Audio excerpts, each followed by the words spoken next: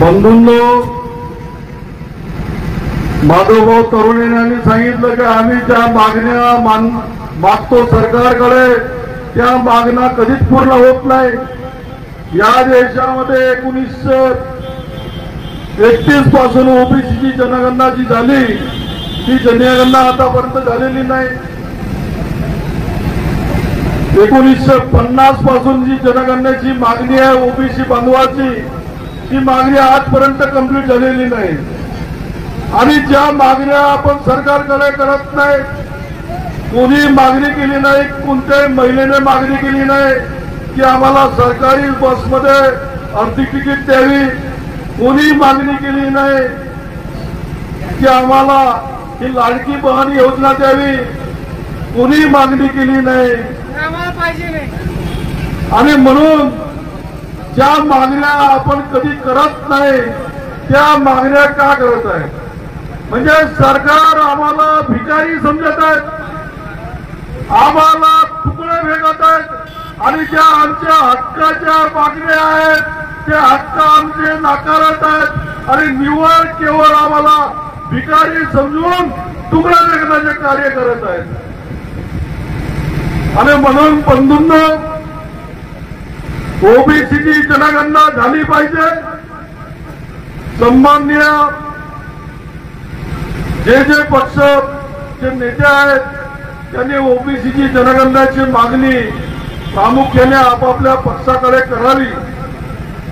कोणी पक्षाचा निवड अंधभक्त होता कामा नये।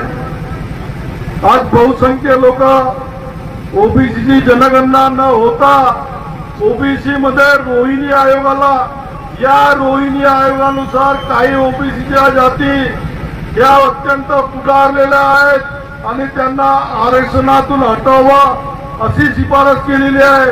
अरे बंधूंनो, हे 27% आरक्षण आजपर्यंत आम्हाला लागू झालेलं नाही, केवळ 4% आरक्षणाची अंमलबजावणी झाली। आणि कोणत्या इम्पेरियल डाटाच्या माध्यमातून तुम्ही हा निष्कर्ष काढला की या ओबीसीतील काही जाती त्या पुकारलेल्या आहेत?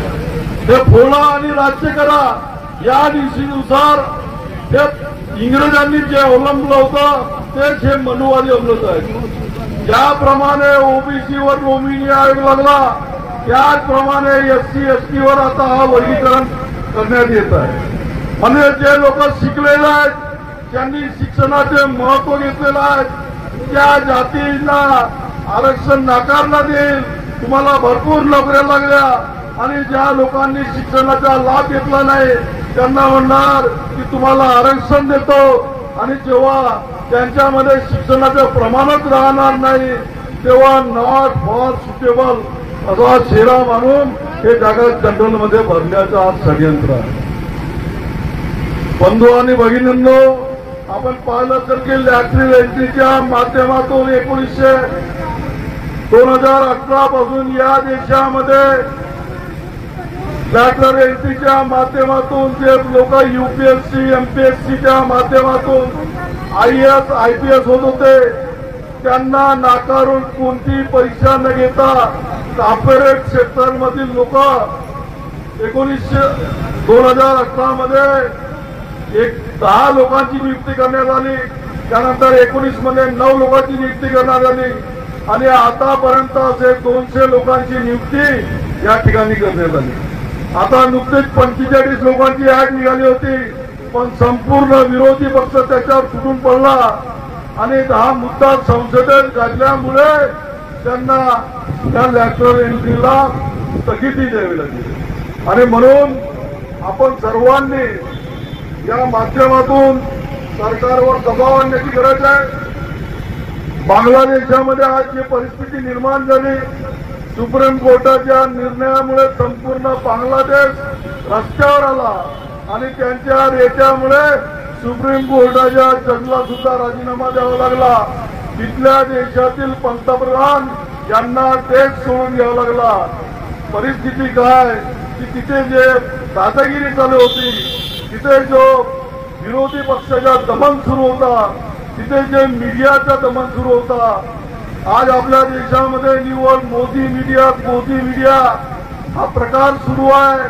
आपला एवढा मोर्चा झाला असेल तरी मेनस्ट्रीम मीडिया हा मोर्चा दाखवणार नाही।